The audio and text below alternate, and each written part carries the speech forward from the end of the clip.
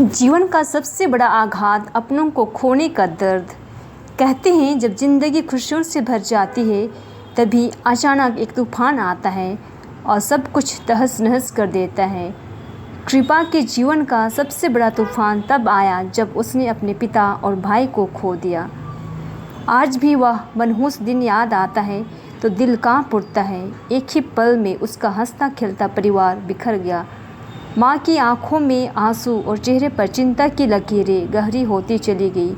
उनकी आंखों में दर्द तो था पर हिम्मत भी थी। पिताजी के जाने के बाद माँ के कंधों पर पूरी जिम्मेदारी आ गई। कृपा छोटी थी पर इतना समझने लगी थी कि अब ज़िंदगी पहले जैसे नहीं रह गई है। कभी माँ को रात भर रोते हुए देखती तो कभी उन्हें बहलाते हुए, जैसे कि सब कुछ ठीक हो जाएगा। पर अंदर से वह जानती थी कि माँ भी टूट चुकी थी, पर उन्होंने कभी टूटने नहीं दिया। उन्होंने सिखाया कि चाहे कितना भी अंधेरा क्यों ना हो, हिम्मत और विश्वास की एक छोटी सी लौ भी रोशनी ला सकती है। उन्होंने खुद को बच्चों के लिए ताकत बना लिया। वह माँ ही नहीं बल्कि उनकी दुनिया बन गई। कभी कभी लगता था कि काश ज़िंदगी एक कहानी होती जहाँ हम दुख भरे पन्नों को फाड़ कर फेंक देते, लेकिन असल ज़िंदगी में ऐसा नहीं होता। विश्वास के साथ कृपा आगे बढ़ते गई। कृपा को अपना परिवार सूनापन लगता था। घर में बच्चों की हंसी नहीं, पिताजी की आवाज़ भी नहीं सुनाई देती।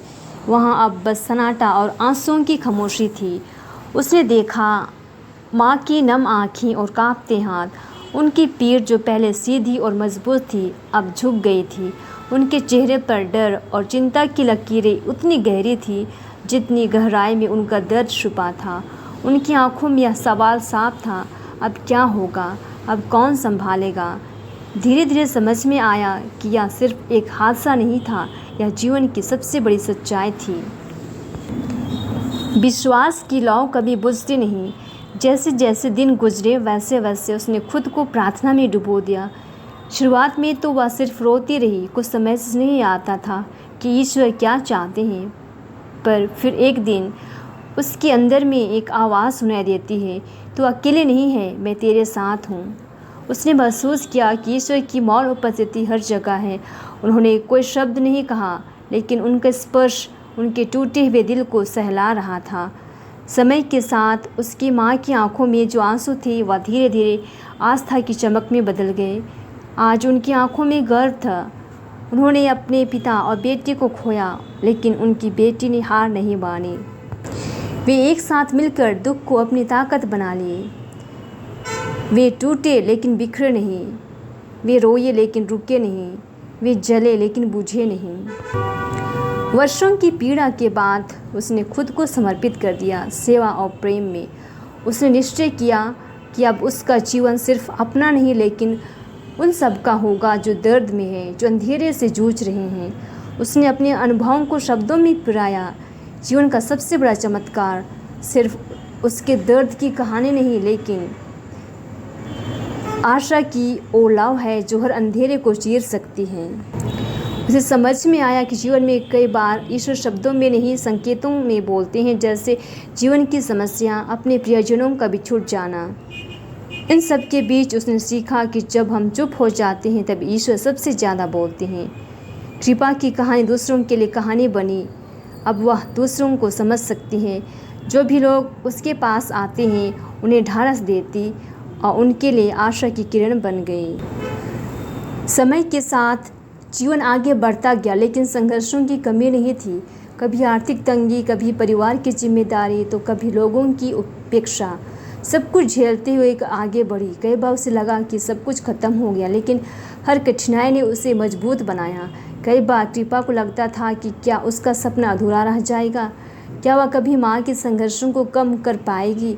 फिर भी माँ के शब्द याद आते, बेटी, हालात चाहे जितने भी कठिन क्यों न हो, अगर दिल में सच्ची लगन हो तो कोई भी मुश्किल तुम्हें रोक नहीं सकती। यह शब्द उसके लिए किसी प्रेरणा से कम नहीं थी।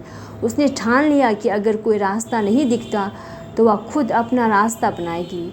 धीरे धीरे उसने महसूस किया कि मुश्किलें तोड़ने के लिए नहीं बल्कि मजबूत बनाने के लिए आती हैं।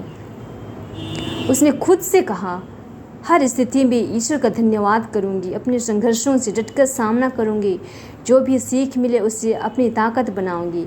उसने अपने जीवन को एक नए नज़रिए से देखना शुरू किया।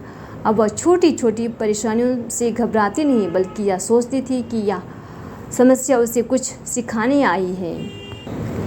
जब आप अपनों को खोते हैं तो सिर्फ इंसान नहीं जाता, एक हिस्सा चला जाता है। उसके पिताजी और भाई के जाने के बाद जीवन का एक अध्याय ख़त्म हो गया था, पर उसी जगह एक नया अध्याय शुरू हुआ। एक ऐसा अध्याय जो पहले से कहीं गहरा, अधिक समर्पित और ईश्वर के प्रति अधिक जागरूक। आज वह जब पीछे मुड़ कर देखती है तो आंसू तो आते हैं, पर उनमें पछतावा नहीं। उनमें केवल स्मृतियाँ हैं उन चेहरों की जिनकी जगह कोई नहीं ले सकता, और उस प्रेम की जिसने फिर से जीना सिखाया। अगर आप भी किसी गहरे दुख, अपनों के बिछड़न या जीवन की निराशा से जूझ रहे हैं तो बस इतना याद रखिए कि ईश्वर सदा आपके साथ है।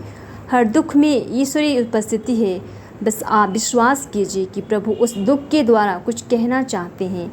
आपकी आंसू, आपकी आत्मा का मौन और अपने दिल की पुकार सब ईश्वर सुनते हैं। वे किसी न किसी रूप में उत्तर देते हैं। बस थोड़ा धैर्य और विश्वास, थोड़ी प्रार्थना कीजिए, सब कुछ ठीक हो जाएगा।